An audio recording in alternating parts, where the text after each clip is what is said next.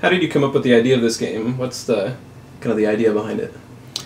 The concept is based upon childhood themes, games like The Floor is Lava, activities like pillow forts, and even expressions that you're connected with childhood, especially like an 80s type childhood, like the dog ate my homework, or things like parents might say like eat your vegetables, or any of this. Imaginary friends. I want to take all that imagination that I had as a child growing up before electronics and incorporate them into a card game. That's the concept of Ninja Monkeys was based upon, my own kids. We always called them monkeys. Growing up is just kind of our loving term for them. And as my oldest son got into martial arts and took that from a local person, that's kind of where the name came from. Each card is based upon the name and incorporates it. Like, for example, The Floor is Lava. You can't touch the table anymore. You can only work with what's out there. The Dog Ate My Homework can take away certain cards. Each one tried to take that concept and what would this be? Like, for example, Imaginary Friend. You bring someone else along that doesn't actually exist, gives you an extra point. Or One More Story, allows you to play an extra card. Oh, it's a blue card. You're lucky. You're safe. Completely family friendly. There's nothing in here that's going to embarrass you in front of your kids. Unfortunately, even some of the games that come out now that say they're family friendly try to slip stuff in, talk over the little kids. And we just decided we wanted something that was completely family friendly. It's not going to embarrass you in any way, shape, or form when you go to another household. The ages, anywhere from 6 on up, can play this game. It works off very simple concepts of green is 1 point for you, red is 1 point against you, and blue is an action card, so they can jump right in. And it's also not going to bore the parents. There's actual real strategy here. There's many different paths to victory. So it's an all ages thing. People can buy this because they want to do it with their family. They can buy it for the nostalgia of it.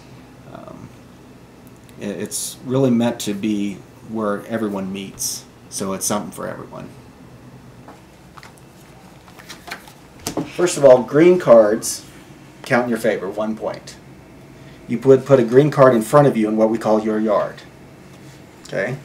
There are red cards. That's a good example. Here we go. Count as 1 point against. So you would put that in your opponent's yard.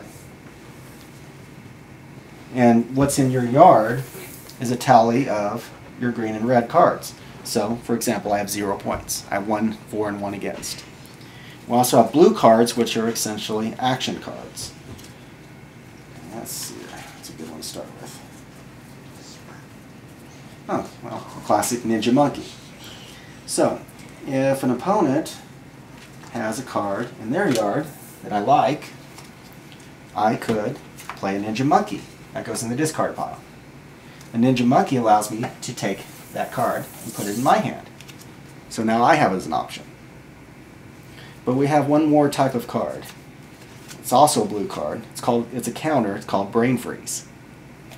So if I start to swipe that card, and that person can say, no, Brain Freeze. They can put that on it and counter it. Okay. So that's part of the strategy.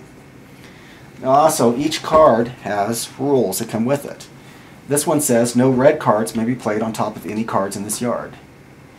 Somebody put a Floor is Lava in my yard and says no one may start new stacks in this yard. So I can't put down another green card beside it. I can't, for example, put down bunny slippers because the floor is lava. I can't touch the table. But I can interact with what's up here. So to counter that floor is lava, I could leapfrog it because it can be placed on top of another card. Or you can use a monkey, right? Mm-hmm. That's also an option. And basically, you're trying to get to 5 points and then you win. Okay. So the premise is real simple for them, but you can start to get a little complex with some of the things, like you can ground somebody. If you say you're grounded, now they can't play a blue card except a Ninja Monkey. So they would have to take a Ninja Monkey on their own card to get rid of it, and then they can go back to playing all the variety of blue cards.